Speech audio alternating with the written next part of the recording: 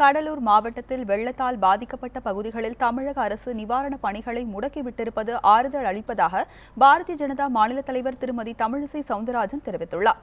கடலூர் மாவட்டம் பண்ருட்டி அருகே உள்ள காட்டுப்பாளையத்தில் வெள்ளத்தால் பாதிக்கப்பட்ட பகுதிகளை ஆய்வு செய்த அவர் பாதிக்கப்பட்ட மக்களிடம் குறைகளை கேட்டறிந்தார். பின்னர் செய்தியாளர்களிடம் பேசிய திருமதி தமிழிசை சவுந்தரராஜன் வெள்ள சேதங்களை முதலமைச்சர் நேரில் பார்வையிட வேண்டும் என்று வலியுறுத்தினார். வீடுகளுக்குள் வெள்ளம் புகுந்ததால் குடும்ப அட்டைகளை இழந்தவர்களுக்கு மீண்டும் குடும்ப அட்டைகளை வழங்க அரசு நடவடிக்கை எடுக்க வேண்டும் என்றும் அவர் வலியுறுத்தினார். ஆனே புயலாக இருக்கட்டும், புயல் வெள்ளமாக இருக்கட்டும், ஆக பேரிடர் பாதிக்கப்பட்ட மாவட்டமாக அறிவிக்கப்பட்டு இனி வருங்காலத்தில் இதுதான் கடைசி பிரச்சனையாக இருக்க வேண்டும். இனி வருங்காலத்தில் இந்த மாவட்டம் அதிகமாக பாதிப்படைகிறது என்றால் பல்மடங்கு கட்டமைப்பு தேவை. பல கோடி ரூபாய் ஒதுக்கப்பட்ட பிறகும் ஏன் இங்கே தடுப்பு நடவடிக்கைகள் எடுக்கப்படவில்லை என்பது ஒரு மிகப்பெரிய கேள்விக்குறியாக இருக்கிறது.